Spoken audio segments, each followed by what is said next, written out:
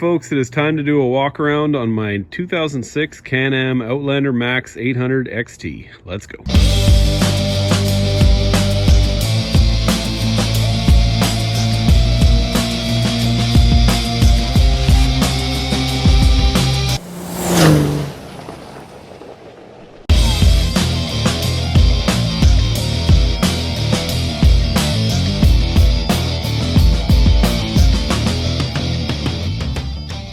Okay, well, let me just start this off by saying somebody had requested this video a while ago. I was busy doing stuff, totally forgot about it. But I want to say, if anybody has any video ideas that you would like to see on this channel, please drop a comment and let me know. Anyways, you'd be surprised to know that I've had this thing through a pressure washer very recently. It was in the back of my truck. So it didn't get a very good job, and also there was a lot of snow still left on it from my last ride.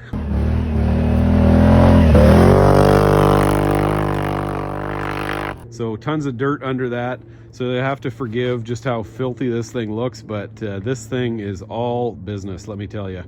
I bought this a few years back. This is my first time owning a quad. I've been around them lots. I've spent a lot of time on Yamaha Grizzlies and stuff like that. I've had a few buddies that had them, but anyways, first time I have owned one. Now, as you can see, looking around this quad, it is very modified. It's got a bunch of guarding skid plates, A-arm protectors, whatever those are underneath.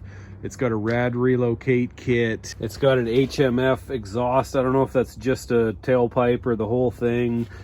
It's got this box on the back, big tires, and all sorts of stuff. So let's start going through, and I'm just going to talk about some of the advantages and disadvantages of all the stuff. Okay, so prior to owning this, I had one buddy that had a Can-am Renegade 800, and this is an 800 as well.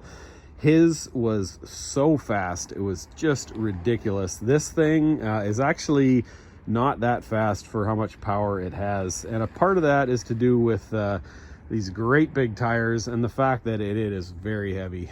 Now, to a lot of you guys running Renegades or, you know, Raptors or real sport quads, this is going to look like kind of a great big grandpa dorkmobile, but I actually really like it. It's on 29.5-inch tires. Those are the Interco Swamp Lights, and I'm going to do a video about these. I think that they're probably about one of the best tires on the market, if not the best. I've had these tires in snow, sand, mud, lots of gravel road cruising.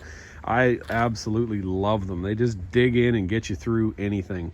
All right, next up I want to talk about this guarding and protection that it has underneath. There's a big aluminum skid plate and these A-arm guards. This thing has pretty good ground clearance. I don't know that I've ever contacted the bottom of this, and I have gone blasting up just some bagged out old washed out roads that look like creek beds with basketball sized rocks all over the place, and for some reason I've never really managed to hit stuff. So for me, I don't know if that was necessarily worth it. It's nice to know that it's there. I guess if you're going in more logs and sticks and stuff like that, I guess maybe it's better, but you know, I don't know that I would have put those on there. It's tough to say. I think that you know, they're probably not adding that much weight, but this thing is super heavy to begin with, so that one I'm kind of on the fence about. Okay, next up I'm going to talk about this Rad Relocate kit. It's from Gorilla Axle, and I like these. I'll be honest with you, my dream quad was actually one that's basically like this, and that's a Can-am XMR, and typically those would have a Rad Relocate up here. I don't think they often come with a second seat. I can't say for sure, but I love the extended wheelbase and all that kind of stuff. It might take away from, you know, speed and performance a bit, but when you're climbing up really steep hills, which I've had this thing on some terrifyingly steep terrain, and it's really nice. It just doesn't feel like it's going to roll over backwards as much as a regular length quad. But anyways, this Rad Relocate kit, this thing's basically been set up for mud, and I think that that's what it was probably used for a lot. I've been in some mud, but I haven't really lived in a super muddy climate, so I'm not sure that I could say that this thing is really worth it. I was recently doing some very aggressive snow riding in deep snow, and even with this being up there, the quad still felt like it was getting hot. So, you know, it's kind of cool, but is it worth giving up your front rack? Tough to say. Next up, we're going to talk about the feature that makes this look the most like kind of an old grandpa vehicle, but I absolutely love having this bin on here. I've been out in the bush a lot by myself, which is really not a good idea, so having a ton of survival gear is crucially important. I've got usually at least 4 or 5 different ways to start a fire in here. You know, spare food, warm clothes, extra gloves, you know, could be, I've got all kinds of survival gear, flares and first aid kit and water and ham radios. And I mean, there's just so much stuff in here. It's ridiculous. I got a big pouch. This is an entire socket set kit. You know, just no end of stuff. I got a spare belt and just on and on and on. So theoretically speaking, I've got enough stuff in there that I could kind of turn a breakdown in the bush into a mildly uncomfortable camping trip, and that is very important. So for me, totally worth it. Next up, I want to talk about the exhaust. As you can see, my battery's kind of hanging out. Right now, I'm in the middle of putting in a new winch relay, so I just kind of rolled this thing out to make this video. The exhaust is an HMF. Again, I'm not sure if that's just like a slip-on thing or if that's a full exhaust from the engine. It gives it a real nice rumbly sound. It can be a bit much at times, your head just rattling away inside your helmet, but overall makes it sound pretty awesome, and I do like having it on there. Okay, next up I want to talk about, this thing has got a clutch kit. Now, I do not know the specs. This thing was very modified before I bought it. I can tell you that it engages right away, and it's almost to the point where, I mean, if you're coming down a hill and you let off the gas in low range, like it almost wants to buck you over the handlebars because there's so much engine braking.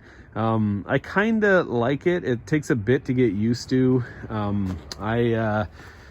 I have a really serious hand injury. I had a few fingers got amputated at a job site years ago, and on the stock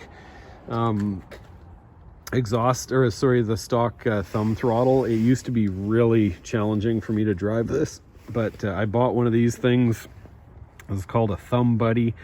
One of the bolts broke when I was putting it on, which is kind of annoying. I've never got around to changing it, and it does seem to hold it on there pretty well. So this thing has been good, except for the fact that it can get tangled on here, so you kind of need to be careful. I was looking at it the other day. I'm not sure how I can modify it or what I should do so that it's down there a bit better, but for the most part it's pretty usable. I've never really been in water deep enough under normal circumstances. I mean, I have had this thing definitely over the seat in water just to test it out, but in my normal riding, I can't say that that's necessarily justifiable. Again, though, I bought this thing heavily modified, and you know what? I don't mind having it on there. It kind of sounds cool, just hearing the belt and all that kind of stuff when you're ripping around. So overall, I would say I'm totally fine with it. Okay, so that's a general overview of the modifications. Now I just want to talk about the quad a little bit. I would say that I absolutely love this thing. I have had dirt bikes in the past. I've had a couple of motocross bikes, like a YZF 450.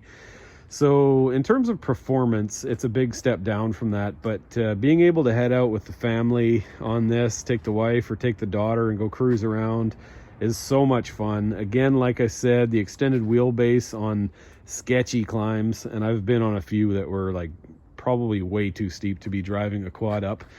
But you know what, the extended wheelbase adds a lot of confidence, and then also when you're going down something that's way too steep, having that extra weight at the back is kind of nice to keep the rear wheels on the ground.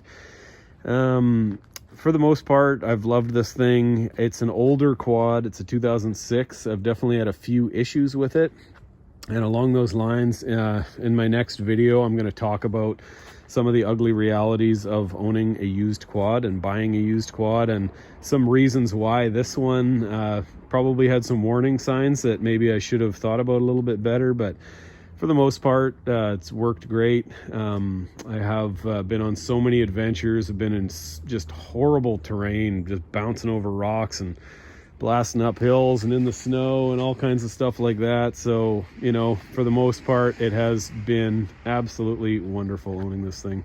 So anyways, hope you guys enjoyed this. I am going to be going out and using this hopefully throughout the winter. It's actually been off the road for basically about 6 months since I broke the frame in half, but that is welded up and the thing is good to go. So we're going to go ahead and use it. Take care, guys. Please give me a thumbs up and a subscribe, and we will see you on the next one.